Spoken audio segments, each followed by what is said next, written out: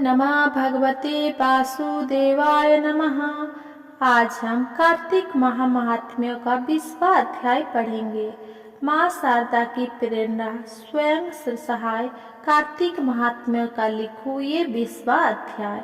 अब राजा पृथ्वी ने पूछा, हे देवर्षि नारद, इसके बाद युद्ध में क्या हुआ तथा वो दैत्य जलंधर किस प्रकार मारा गया, कृपया मुझे वो कथा सुनाइए। नारद जी बोले, जब गिरिजा वहां से अदृश्य हो गई और गंधर्व माया भी विलीन हो गई, तब भगवान वृषभध्वज चैतन्य हो गए। उन्होंने लौकिकता व्यक्त करते हुए बड़ा क्रोध किया और विस्मित मना जलंधर से युद्ध करने लगे। जलंधर शंकर के बाणों को काटने लगा, परंतु जब काट ना रख सका तब उसने उन्हें मोहित करने के लिए माया की पार्वती का निर्माण कर अपने रथ पर बांध लिया। तब अपनी प्रिया पार्वती को इस प्रकार कष्ट में पड़ा देख लौकिक लीला दिखाते हुए शंकर जी व्याकुल हो गए। शंकर जी ने भयंकर रौद्र रूप धारण कर लिया। अब उनके रौद्र रूप को देख कोई भी दैत्य उनके सामने खड़ा होने में समर्थ ना हो सका और सब भागने छिपने लगे, यहाँ तक कि शुंभ निशुंभ भी असमर्थ ना हो सके। शिव जी ने उस शुंभ निशुंभ को शाप देकर बड़ा धिक्कारा और कहा, तुम दोनों ने मेरा बड़ा अपराध किया है।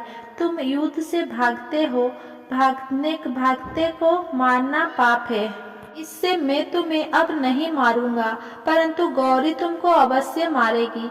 शिव जी के ऐसा कहने पर सागर पुत्र जलंधर क्रोध से अग्नि के समान प्रज्वलित हो उठा। उसने शिव जी पर घोर बाण वर्षा कर धरती पर अंधकार कर दिया। तब उस दैत्य की ऐसी चेष्टा देखकर शंकर जी बड़े क्रोधित हुए तथा उन्होंने अपने चरणागुष्ठ से बनाए हुए सुदर्शन चक्र को चलाकर उसका सिर काट लिया। एक प्रचंड शब्द के साथ उसका सिर पृथ्वी पर गिर पड़ा और अंजन पर्वत के समान उसके शरीर के 2 खंड हो गए। उसके रुधिर से संग्राम भूमि व्याप्त हो गई। शिवाज्ञा से उसका रक्त और मांस महारौप्य में जाकर रक्त का कुंड हो गया तथा उसके शरीर का तेज निकलकर शंकर जी में वैसे ही प्रवेश कर गया जैसे वृंदा का तेज गौरी के शरीर में प्रवेश हुआ था। जलंधर को मरा देख देवता और सब गंधर्व प्रसन्न हो गए। अगर मेरा ये वीडियो आपको पसंद आया हो तो मेरा वीडियो को लाइक कमेंट शेयर करें और मेरा चैनल को सब्सक्राइब करें। Thank you. ओम नमः भगवते वासुदेवाय नमः। आज हम कार्तिक महात्म्यों का 21वां अध्याय पढ़ेंगे। मालिक लगा हूँ श्री हरि के चरण में शीश नवाए, कार्तिक महात्म्यों का बने यह 21वां अध्याय। अब ब्रह्मा आदि देवता नतमस्तक नक्षत्र भगवान शिव की स्तुति करने लगे। वे बोले, हे देवादिदेव, आप प्रकृति से परे परम ब्रह्मा और भगवान हैं। आप निर्गुण, निर्विकार और सार्वभौम ईश्वर भी है।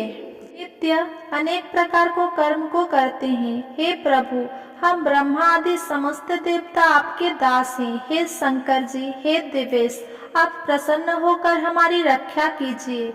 हे शिव जी, हम आपकी प्रज्ञा हैं तथा हम सदैव आपकी शरण में रहते हैं। नारद जी राजा पृथ्वी से बोले, जब इस प्रकार ब्रह्मा आदि समस्त देवताओं एवं मुनियों ने भगवान शंकर जी की अनेक प्रकार से स्तुति करके उनके चरण कमलों का ध्यान किया, तब भगवान शिव देवताओं को वरदान देकर वहीं अंतर्ध्यान हो गए। उसके बाद शिव जी का यशगान करते हुए सभी देवता प्रसन्न होकर अपने अपने लोक को चले गए। भगवान शंकर के साथ सागर पुत्र यह जलंधर का युद्ध चरित्र पुण्य पदा प्रदान करने वाला तथा समस्त पापों को नष्ट करने वाला है। ये सभी सुखदायक और शिव को भी आनंददायक है। इन दोनों आख्यानों को पढ़ने एवं सुनने वाले सुखों को भोग कर अंत में अमर पद को प्राप्त करता है।